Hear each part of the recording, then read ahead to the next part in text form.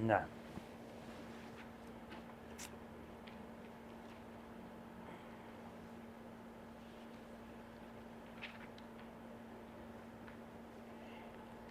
بسم الله، الحمد لله، والصلاة والسلام على رسول الله وعلى آله وصحبه ومن والاه.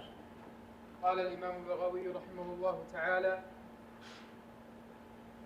قوله تعالى: وقالوا يعني مشركي مكة يا أيها الذي نزل عليه الذكر أي القرآن، وأرادوا به محمدا صلى الله عليه وسلم، إنك لمجنون. وذكروا تنزيل الذكر على سبيل الاستهزاء. لو ما هل تأتينا بالملائكة شاهدين لك بالصدق على ما تقول، إن كنت من الصادقين أنك نبي. ما ننزل الملائكة.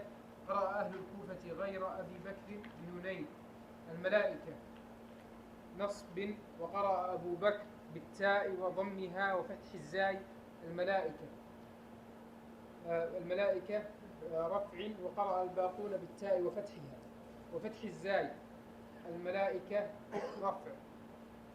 إلا بالحق أي بالعذاب. يعني قرأ الكوفة غير أبي بكر بنونين الملائكة نصب، الذي قراءتنا ما ننزل ملائكة. وقرأ أبو بكر بالتاء ما تنزل الملائكة، تصير نائب فاعل. واضح. وقرأ الباقون بالتاء وفتحها وفتح الزاي. إلا بالحق أي بالعذاب. فتح الزاي ما تنزل الملائكة. الملائكة يعني هنا صار في 3 قراءات. ما ننزل الملائكة هذه قراءة الكوفة، وهي قراءة حفص عن عاصم قراءتنا. ما ننزل الملائكة بنصب الملائكة، يعني ما ننزل نحن الملائكة. وقرأ أبو بكر بالتاء وضم، هذه قراءة ثانية. وفتح الزاي يعني ما تنزل الملائكة، ما تنزل الملائكة. وقرأ الباقون بالتاء وفتحها ما تنزل الملائكة، ما تنزل الملائكة. نعم. إلا بالحق أي بالعذاب. ولو نزلت يعني الملائكة لعجلوا بالعذاب، وما كانوا إذا منظرين أي مؤخرين. لعجلوا. ولو نزلت يعني الملائكة لعجلوا بالعذاب، وما كانوا إذا منظرين أي مؤخرين. وقد كان الكفار يطلبون إنزال الملائكة عيانا، فأجابهم الله تعالى بهذا، ومعناه إنهم لو نزلوا عيانا لزال عن الكفار الإمهال وعذبوا في الحال. إنا نحن نزلنا الذكر يعني القرآن، وإنا له لحافظون أي نحفظ القرآن من الشياطين أن يزيدوا فيه أو ينقصوا منه أو يبدلوا. قال الله تعالى نعم. قال الله تعالى: لا يأتيه الباطل من بين يديه ولا من خلفه. والباطل هو إبليس، لا يقدر أن يزيد فيه ما ليس منه ولا أن ينقص منه ما هو منه. وقيل الهاء في له راجعة إلى محمد صلى الله عليه وسلم، أي إنا لمحمد لحافظون ممن أراده بسوء، كما قال جل وعلا جل ذكره: والله يعصمك من الناس. قوله تعالى: ولقد أرسلنا من قبلك أي رسلا في شيع الأولين، أي في الأمم والقرون الماضية. والشيعة هم القوم المجتمعون المتفقة كلمتهم، وما يأتيهم من رسول إلا كانوا به يستهزئون كما فعلوا بك. ذكره تسلية للنبي صلى الله عليه وسلم. كذلك نسلكه أي كما سلكنا الكفر والتكذيب والاستهزاء بالرسل في قلوب الشيع الأولين، كذلك نسلكه ندخله في قلوب المجرمين يعني مشركي مكة قومك. وفيه رد على القدرية، لا يؤمنون به يعني لا يؤمنون بمحمد صلى الله عليه وسلم وبالقرآن. وقد مضت سنة الأولين، أي وقائع الله تعالى بالإهلاك في من كذب الرسل من الأمم الخالية يخوف أهل مكة. ولو فتحنا عليهم يعني على الذين يقولون لو ما تأتينا بالملائكة بابا من السماء فظلوا فيه يعرجون، أي فظلت الملائكة يعرجون فيها وهم يرونها عيانا. هذا قول الأكثرين. وقال الحسن: معناه فظل هؤلاء الكفار يعرجون فيها أي يصعدون، والأول أصح. لقالوا إنما سكرت سدت أبصارنا، قاله ابن عباس. وقال الحسن سدت أبصارنا، بس هم يضعونها بين قوسين غلط يعني. هذا من التقطيع الخاطئ. سدت أبصارنا، لقالوا إنما سكرت سدت أبصارنا، ما هو بأبصارنا قاله ابن عباس، ليس وحدها أبصارنا، واضح؟ لكن النساخ يقطعون الكلام وينسخون من الأجهزة الذي يوضع بين قوسين من الرسم المصحف الموجود في أجهزة الكمبيوتر، فيحصل فيه اللبس دائما. والأولى بهم ألا يقصوا هذا ويضعونه من القرآن، بل يكتبونه كتابة. فمعنى لا قالوا إنما سكرت أبصارنا سدت أبصارنا قاله ابن عباس. أيه، فأنت كأنك فهمت أبصارنا قاله ابن عباس، واضح؟ أي لو وضعت بين قوسين أوهمتك، لكن هذا من خطأ النساخ. حتى فاصلة يا شيخ بين سدت وأبصارنا. إيه، إنما سكرت سدت. طيب أبصارنا قاله ابن عباس، أبصارنا قاله الله، سكرت أبصارنا، لكنه سدت أبصارنا، سكرت أبصارنا سدت أبصارنا. الأولى أن يضعوا أبصارنا في إنما سكرت أبصارنا، مضبوط، يضع بعد سكرت ثم يحط سدت. إما يضع أبصارنا ولا يقول سدت قاله ابن عباس بس، يكفي إن كان هذه الرواية الصحيحة. نعم، ولكن يظهر أن سدت أبصارنا كلام ابن عباس. نعم. وقال الحسن سحرت، وقال قتادة أخذت، وقال الكلبي عميت. هذا المفروض المحققون ينتبهوا للنقطة دي عشان ما يصير في لبس، خاصة أن الكتاب هذا محقق من عدة أشخاص. نعم. وقرأ ابن كثير سكرت بالتخفيف، أي حبست ومنعت النظر كما يسكر النهار من حبس الماء، كما يسكر النهر.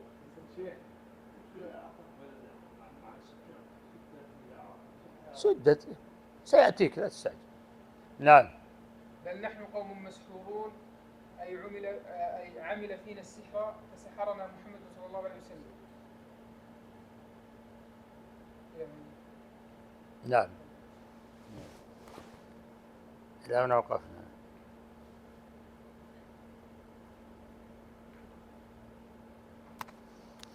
بسم الله الرحمن الرحيم، الحمد لله رب العالمين، وصلى الله وسلم على نبينا محمد وعلى آله وصحبه أجمعين.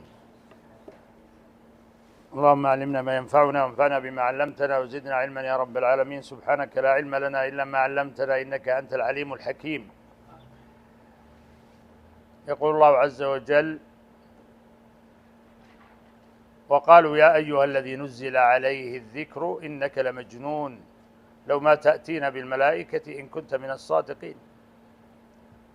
كما سبق معنا في الدرس الماضي أن هذا القول الذي قاله المشركون، قالوا يعني مشرك قريش، فإن هذه السورة مكية والخطاب فيها لأهل مكة، أول ما نزل القرآن إليهم، وإن كان عاما لهم ولغيرهم، لكن الله عز وجل يذكرهم كما مر معنا في آيات سابقة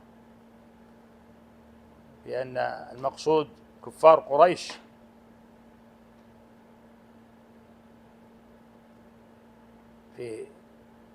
في سورة إبراهيم: ألم تر إلى الذين بدلوا نعمة الله كفرا وأحلوا قومهم دار البوار. هذه وإن كانت عامة إلا أنها أول ما نزلت في قريش كما قال ابن عباس فيما صح عنه. إذن هنا وقالوا يعني من قال كفار قريش للنبي صلى الله عليه وسلم: يا أيها الذي نزل عليه الذكر إنك لمجنون.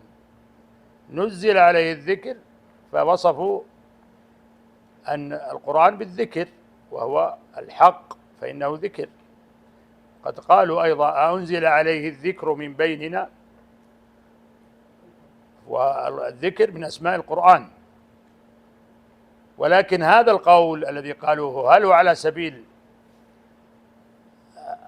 الجد والإيمان والتصديق بهذا، أم على سبيل الاستهزاء والسخرية؟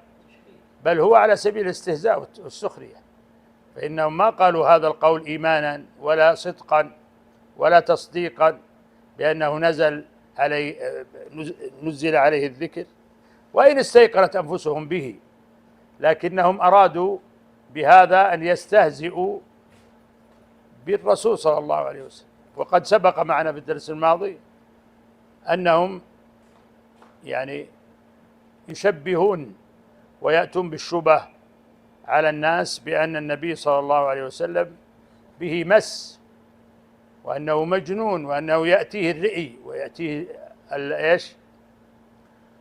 الشيطان، ويأتيه المس، التلبس. هذا كله من ادعاءاتهم الباطلة الكاذبة التي ادعوها على رسول الله صلى الله عليه وسلم. وقد كان النبي صلى الله عليه وسلم إذا نزل عليه القرآن يأتيه شدة ويجد ثقل، فقالوا هذا الذي يأتيه إنما هو الشيطان والتلبس. وإن يكاد الذين كفروا ليزلقونك بأبصارهم لما سمعوا الذكر ويقولون إنه لمجنون وما هو إلا ذكر للعالمين. يعني قد يشهدون هذا الإنزال من الله عز وجل لنبيه صلى الله عليه وسلم، فهم يعلمون أنه ينزل عليه الوحي من الله عز وجل، وإن جاحدوا بألسنتهم ما استيقنته قلوبهم، فإن الحق بين وظاهر، لكن هؤلاء الكافرون إنما يريدون الاستكبار والعناد وعدم الاستجابة لله ولرسوله. قد نعلم أنه يحزنك الذي يقولون فإنهم لا يكذبونك. يعني هل لا يكذبونه بلسان مقالهم؟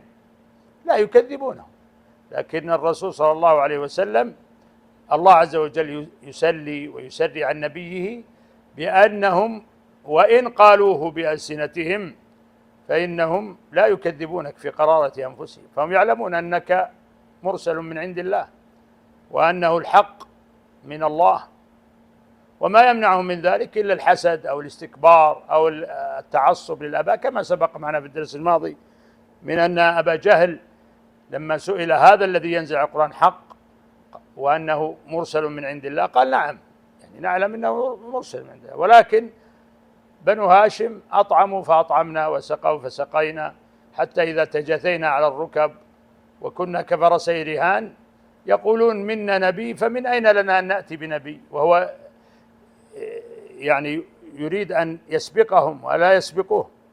فهذا من الحسد الذي منعه من القبول الحق. فهنا قالوا من باب الاستهزاء والسخرية حتى يسخروا بالرسول صلى الله عليه وسلم يا أيها الذي نزل، وقالوا يا أيها الذي نزل عليه الذكر إنك لمجنون، يؤكدون أن هذا ما هو قرآن، هذا ما هو ذكر ولا قرآن الذي تدعي أنك تأتي به، إنما هو جنون، وإنما هو مس من الجن الذين يتلبسون بك.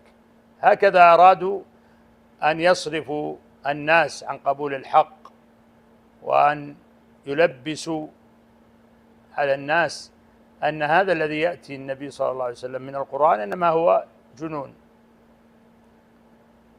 ثم أرادوا أن يأتوا بتعنت وشبهة أخرى، كما سبق معنا في السور الماضية في سورة الرعد وفي سورة إبراهيم، أنهم يأتون يقترحون أشياء يريدون بها التعنت والتعجيز للنبي صلى الله عليه وسلم. فقالوا لو ما تأتينا بالملائكة إن كنت من الصادقين، إذا كنت صادقا فيما تقول بأن هذا من عند الله وحي فأتي بالملائكة. وقد قالوها في أكثر من آية.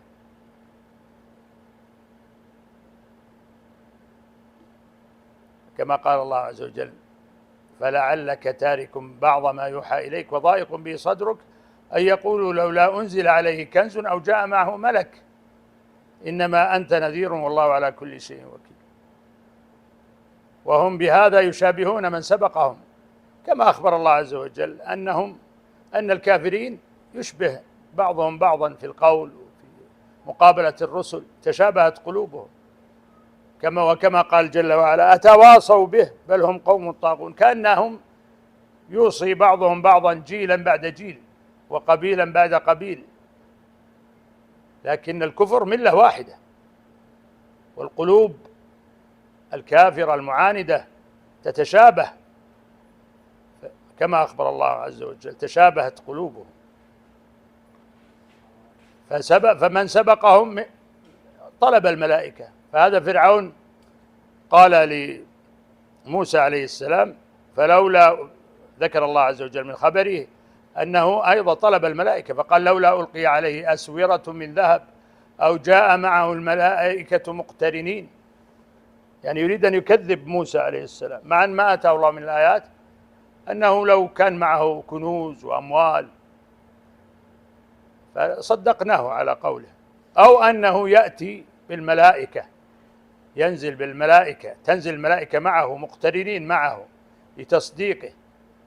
فهذه الحجة الباطلة التي احتج بها الكافرون على النبي صلى الله عليه وسلم وتعنت بها المبطلون على النبي صلى الله عليه وسلم يردها الله عز وجل في آيات، كما سبق معنا في سور ماضية ذكرنا ذلك في آيات. فقالوا: لو ما تأتينا بالملائكة إن كنت من الصادقين. فينبه الله عز وجل، يبين أن الأمر ليس كما يقترحون وكما يزعمون، فأمر الله وحكمة الله تأبى أن يكون الأمر كما يريدون. فالملائكة لا ينزلهم الله عز وجل إلا لأمر عظيم، وأمر الله عز وجل تقتضيه حكمته.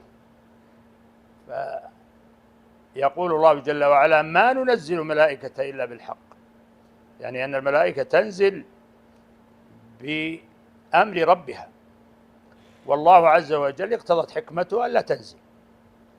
كلما أرادت الملائكة تنزل لا تنزل، وكلما أراد الرسل أن تنزل الملائكة لا تنزل الملائكة، بل هي بأمر ربها، كما قال الله عز وجل: وما نتنزل إلا بأمر ربك له ما بين أيدينا وما خلفنا وما بين ذلك وما كان ربك نسيا. سبحانه. وقد جاء في سبب نزول هذه الآية أن النبي صلى الله عليه وسلم كان يحب نزول جبريل عليه لما يأتي به من الوحي والقرآن والإيمان، فهو يحب وينتظر، النبي ينتظر جبريل بشوق عظيم لهذه الآيات التي تنزل عليه، فكأنه راغب صلى الله عليه وسلم أن يكثر زيارته، أن يكثر جبريل نزول عليه. فقال له، قال النبي صلى الله عليه وسلم لجبريل عليه السلام: ألا تزورنا أكثر مما كنت تزورنا؟ يعني يرغب أن ينزل إليه أكثر من ذلك. فأنزل الله عز وجل: وما نتنزل إلا بأمر ربك له ما بين أيدينا وما خلفنا وما كان ربك نسيا. يعني الملائكة عليهم الصلاة والسلام الكرام الذين هم رسل الله لا ينزلون إلا بأمر الله عز وجل، ليس كما يريد الأنبياء عليهم الصلاة والسلام، ولا كما يريد الكفرة المعاندون الذين يقترحون أن تنزل عليهم الملائكة ويأتون مع الرسل. فأخبر أن نزول الملائكة بأمر الله بحق الذي الله عز وجل يأمر به، فقال: ما ننزل الملائكة إلا بالحق وما كانوا إذا منظرين. يعني تنزل الملائكة بأمر ربها عز وجل، ونزول الملائكة له أسباب عظيمة جليلة. هذه الأسباب الله عز وجل ربطها بالحق والإذن منه سبحانه، فينزلون بالوحي وينزلون بالخير والهدى والصلاح، وينزلون بإيش؟ بالعذاب إذا أراد الله عز وجل أن ينزل العذاب على الكافرين فإنه يرسلهم سبحانه، كما أرسل الملائكة إلى قوم لوط.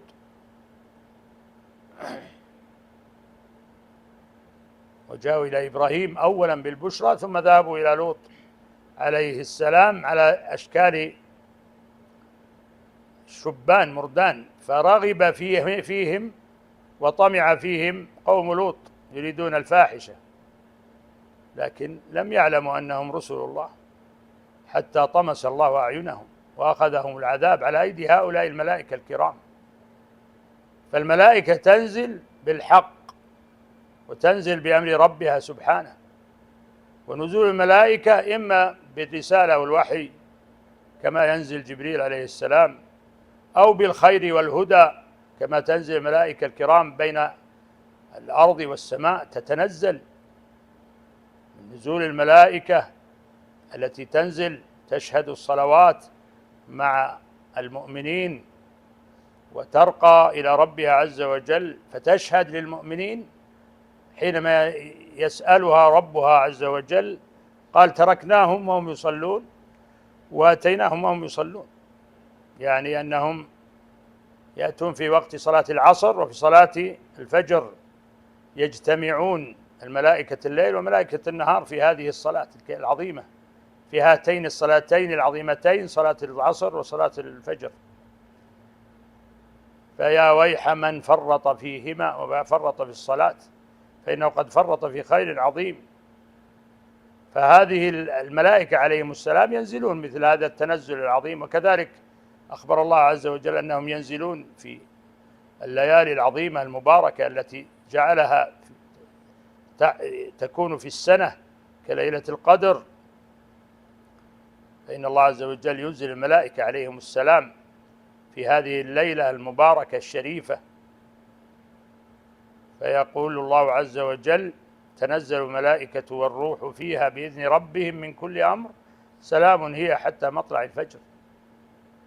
هذا من أسباب نزول الملائكة. ومن أسباب نزول الملائكة أن تنزل لتقبض أرواح المؤمنين والكافرين على حد سواء، فيرسل الله الملائكة إلى الناس لتقبض أرواحهم إذا الله عز وجل كتب موتهم ونهايتهم. إن الذين قالوا ربنا الله ثم استقاموا تنزل علي إن الذين قالوا ربنا الله ثم استقاموا تتنزل عليهم الملائكة ألا تخافوا ولا تحزنوا وأبشروا بالجنة التي كنتم توعدون نحن أولياؤكم في الحياة الدنيا وفي الآخرة ولكم فيها ما تشتهي أنفسكم ولكم فيها ما تدعون. هذه من أسباب تنزل الملائكة. فإذن الملائكة ينزلون بأمر الله عز وجل بالحق، ليس كما يريد الكافرون المتعنتون، بل حتى الأنبياء عليهم الصلاة والسلام، بل حتى أفضلهم بأبي هو وأمي صلى الله عليه وسلم الرسول المصطفى المجتبى خاتم الرسل، رغب أن يأتيه جبريل أكثر من ما يأتيه، فأخبره الله عز وجل على لسان الأنبياء على لسان الملائكة أن الأمر والتنزل لا يكون بأيديهم بل هو من عند ربهم عز وجل، وما نتنزل إلا بأمر ربك له ما بين أيدينا وما خلفنا وما بين ذلك وما كان ربك نسيا. فإذن هذا القول وهذا الطلب إنما هو طلب تعنت واستكبار، ليس طلب حق. فلو أنهم يعلمون الحق ويريدون الحق لعلموا أن الله عز وجل ينزل ملائكة كما أخبر في هذا الكتاب العزيز، ينزل ملائكة في أوقات وفي أحوال عظيمة كما سبق من الآيات. بل إن من أعظم ما تتنزل به الملائكة ويأتي الملك الأفضل فيهم عليه السلام وهو جبريل أفضل الملائكة في النزول بالقرآن الذكر، لذلك قال إنا نحن نزلنا الذكر وإنا له لحافظون.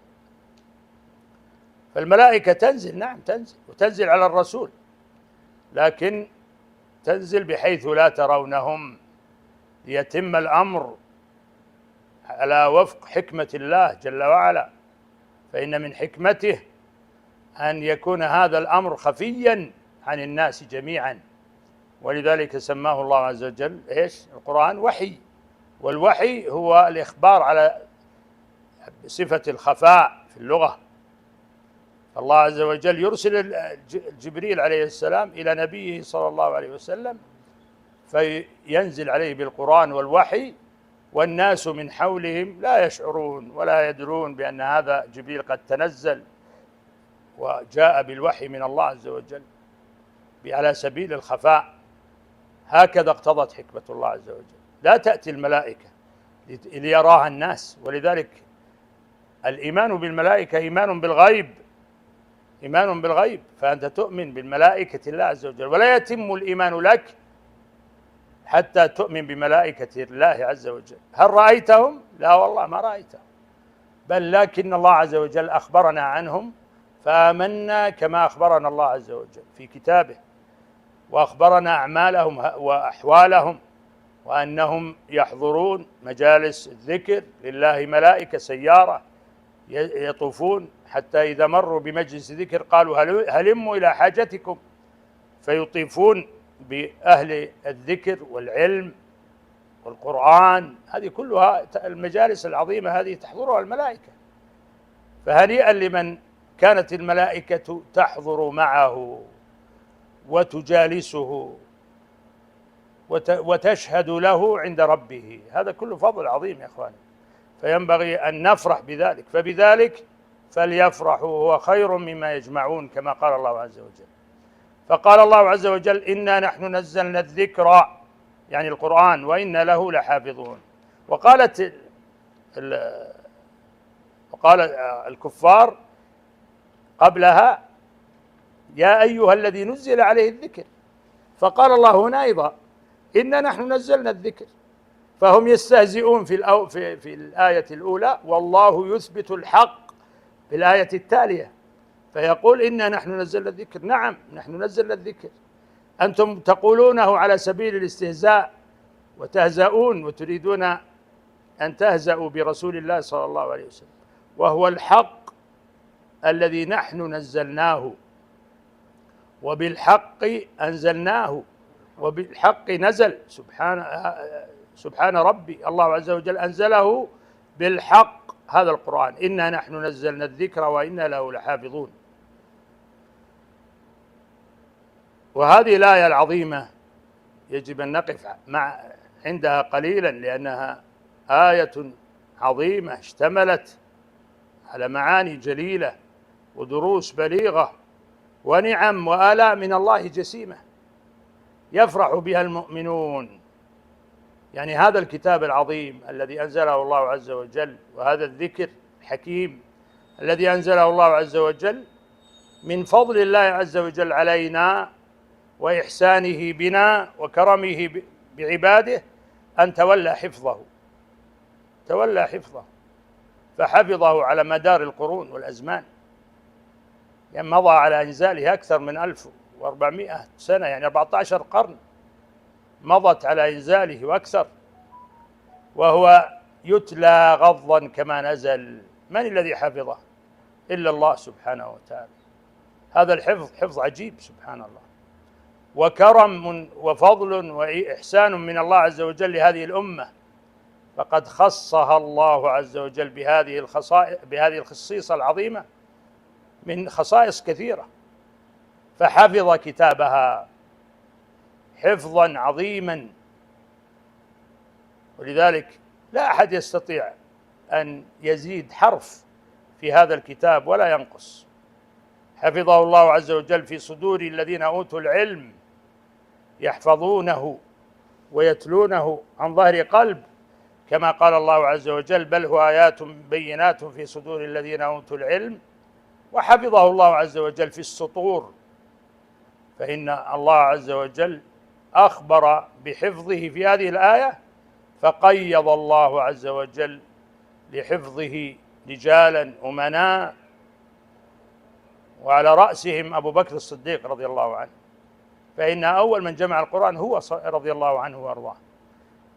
وبمشورة عمر رضي الله عنه، فإنه لما حصل القتال في حروب الردة وفي معارك الردة، وكان المتقدمون للقتال قتال المرتدين هم قراء الصحابة رضي الله عنهم والتابعين، قال عمر يعني لو كتبنا القرآن وجمعناه من صدور الناس، فإني أرى أن القتل قد استحر بالقراء وبالذين يحفظون القرآن. فقال أبو بكر، فاستجاب أبو بكر رضي الله عنه لرأي عمر، وطلب زيد بن ثابت رضي الله عنه ومن كتبة القرآن والوحي، وأمره بجمع القرآن. هذا أول ما جمع، هذا الجمع الأول. ثم بعد موت أبي بكر كان عند عمر رضي الله عنه، ثم بعد عمر كان عند حفصة رضي الله عنها وارضاها أم المؤمنين، ثم بعد ذلك في عهد عثمان لما كثرت الفتوح ووقع الاختلاف في القراءة جمعهم رضي الله عنه جمعا آخر، وحفظ الله كتابه برجل آخر رضي الله عنه وأرضاه وهو عثمان، فجمع الناس على مصحف واحد وأحرق المصاحف الأخرى، فصار المصحف ثابت، مصحف العثماني نسبة إليه. هذا القرآن هذا كله بحفظ الله عز وجل لهذا الكتاب العزيز الذي قال الله عز وجل فيه: وإنه لكتاب عزيز لا يأتيه الباطل من بين يديه ولا من خلفه تنزيل من حكيم حميد. هذه الآية الله عز وجل أخبر بها أنه تولى بنفسه جل وعلا حفظ هذا الكتاب، فقال: إنا نحن نزلنا الذكر وإنا له لحافظون. فأنزله الله عز وجل على نبيه صلى الله عليه وسلم حفظه في اللوح المحفوظ، وحفظه وهو ينزل من استراق السمع، فالذي يسترق السمع من الشياطين الله عز وجل يرميه بالشهب العظيمة التي تحول بينه وبين استراق السمع. وحفظه الله عز وجل لما نزل في صدور المؤمنين، بل هو آيات بينات في صدور الذين أوتوا العلم. وحفظه الله عز وجل بما قام به أئمة الإسلام من الصحابة رضي الله عنهم كأبي بكر وعمر وعثمان من حفظ الكتاب وجمع الناس على المصحف والكتاب، كل هذا من حفظ الله عز وجل. وهذا القرآن العظيم الله عز وجل أشار إليه في آيات كثيرة، وسماه بأسماء متعددة، وكثرة الأسماء على الشيء تدل على عظم المسمى. قال فيروزبادي رحمه الله في القاموس المحيط: اعلم أن كثرة الأسماء تدل على شرف المسمى أو كماله في أمر من الأمور. أما ترى أن كثرة أسماء الأسد دلت على كمال قوته، وكثرة أسماء القيامة دلت على كمال شدته وصعوبته، وكثرة أسماء الداهية دلت على شدة نكايتها، يعني الداهية التي تقع على الناس. وكذلك كثرة أسماء الله تعالى سبحانه دلت على كمال جلاله وعظمته. وكثرة أسماء النبي صلى الله عليه وسلم دلت على علو مرتبته وسمو درجته صلى الله عليه وسلم. وكذلك كثرة أسماء القرآن دلت على شرفه وفضله.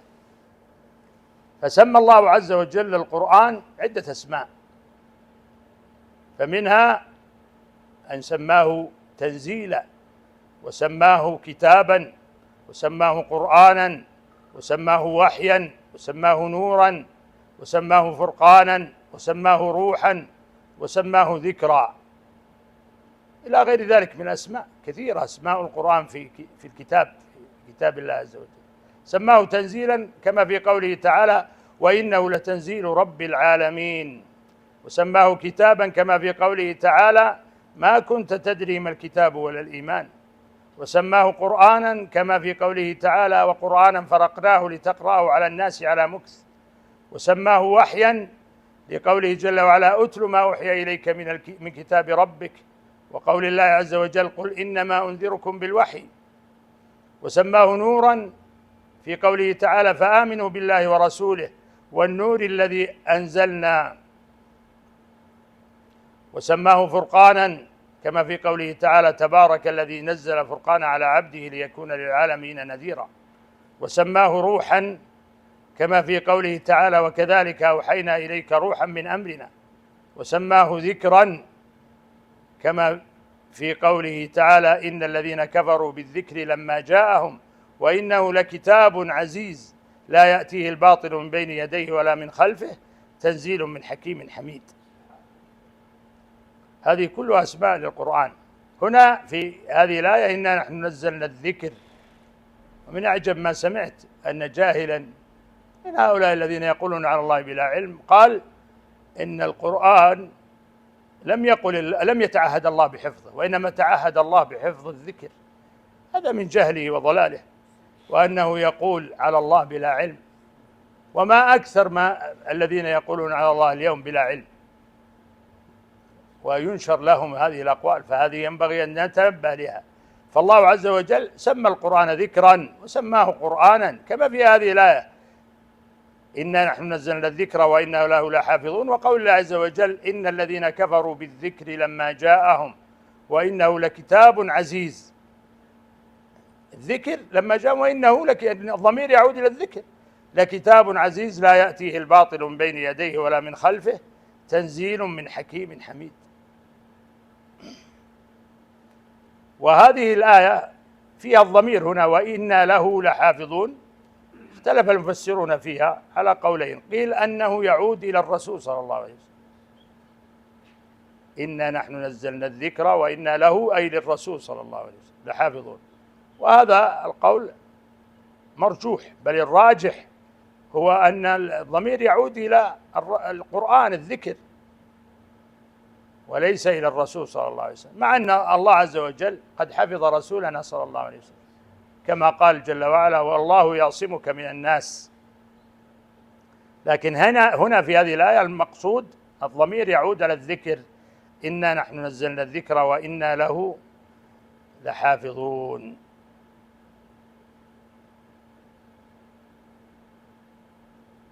والله عز وجل خص هذه الأمة بهذا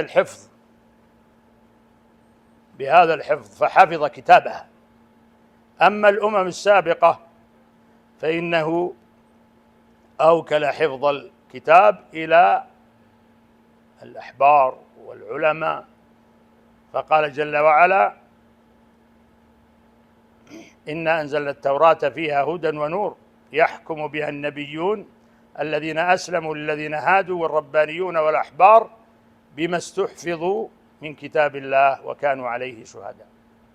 فقد استحفظوا على كتاب الله يعني وهو التوراة أن يحفظوها، فهل حفظوها؟ لا، ضيعوها وحصل التبديل والتغيير فيها. أما هذا الكتاب العزيز القرآن فإن الله تعهد بحفظه فحفظه على مر السنين والقرون. ولو أخطأ عالم كبير من أكبر علماء المسلمين في تلاوة آية لرد عليه أدنى طفل صغير من المسلمين. هذا من آيات الله عز وجل. فحفظ الله عز وجل القرآن بهذا الحفظ العظيم. فهذه خصيصة من خصائص المسلمين، فإن الله عز وجل حفظ كتابه عز وجل وبقي الكتاب محفوظا. وهذا الحفظ اقتضت حكمة الله عز وجل أن يختم برسالة النبي صلى الله عليه وسلم جميع الرسالات، وأن يكون الرسول خاتم المرسلين، وأن تكون رسالته للناس كافة بل للثقلين الجن والإنس. فلما قضى الله بهذا الأمر حفظ الله عز وجل هذا الكتاب ليبقى الناس يعودون إلى كتاب ربهم، كلما غفلوا وضلوا الله عز وجل يهيئ للأمة من يجدد لها أمر دينها، كما قال النبي صلى الله عليه وسلم: يبعث الله على رأس كل سنة لأمة محمد من يجدد لها أمر دينها. فكيف يكون التجديد؟ بالعود إلى الكتاب والسنة. وهذا الحفظ الذي في القرآن هو حفظ للسنة، فإن الله حفظ القرآن وحفظ السنة. وحفظ الله للسنة أيضا بخصيصة خاصة لهذه الأمة. كيف؟ بالإسناد الذي لا يوجد عند الأمم السابقة. فهذا الحديث الذي الرسول صلى الله عليه وسلم قاله بالسنة حفظ لنا بالأسانيد ووصل إلينا بالأسانيد، والله عز وجل هيأ لحفظه أولئك الأفذاذ من أئمة الإسلام، أئمة الحديث الذين فرقوا بين الصحيح والضعيف، وكان لهم عناية شديدة في الإسناد، فحفظ الله بهم الدين وحفظ بهم السنة التي هي مكملة للقرآن. مكملة للقرآن، ألا إني أوتيت القرآن ومثله معه. فالسنة مكملة للقرآن، فحفظها الله عز وجل بهؤلاء الأئمة وبهذا السند الذي لا يوجد عند الأمم السابقة، لا يوجد عند اليهود ولا النصارى، بل ولا يوجد عند المبتدعة. فإن المبتدعة ليس لهم عناية بالسنن بالإسناد أبدا، ولا يعرفونه. بل إن الرافضة وهم من الفرق الضالة المبتدعة لا، كل أقوالهم خلو من الإسناد ولا يعرفون الإسناد في شيء. أما أهل السنة الذين على الجادة وعلى الطريق الصحيح في اتباع النبي صلى الله عليه وسلم فقد عنوا بالإسناد والحديث حتى وصلت لنا السنة نقية بفضل الله. وحفظ الله عز وجل هذه السنة التي هي مكملة للقرآن بهؤلاء الأئمة الأفذاذ رضي الله عنهم وأرضاهم، أئمة الحديث وأئمة العلم والهدى. فقال العلماء: الإسناد من الدين، الإسناد من الدين، ولولا الإسناد لقال الناس في دين الله، لقال من شاء في دين الله ما شاء، لكن إذا قال شيئا قلنا هات الإسناد. فالإسناد هذا من الدين، ولذلك عني به الأئمة وصار سببا لحفظ السنة.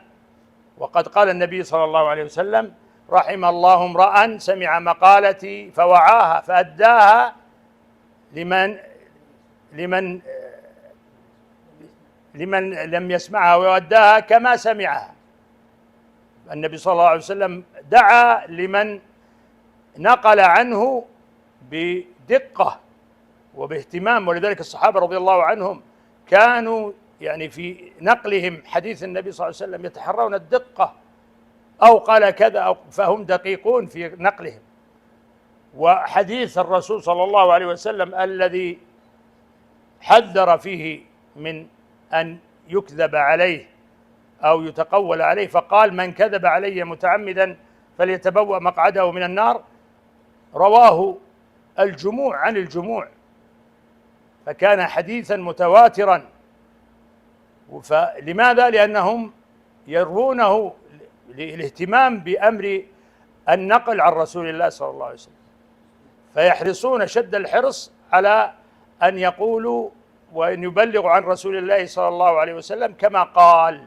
ولذلك وصلتنا السنة بفضل الله التي هي مكملة للقرآن ومبينة ومفسرة له كاملة تامة، وقد نفى عنها المحدثون أئمة الحديث الأكاذيب والأباطيل، حتى أن رجلا في عهد الإمام في العصر العباسي كان زنديقا وكان يضع الأحاديث، فلما قدم ليقتل بسبب زندقته قال: قد وضعت كذا وكذا 10,000 حديث، يعني يريد النكاية بالمسلمين.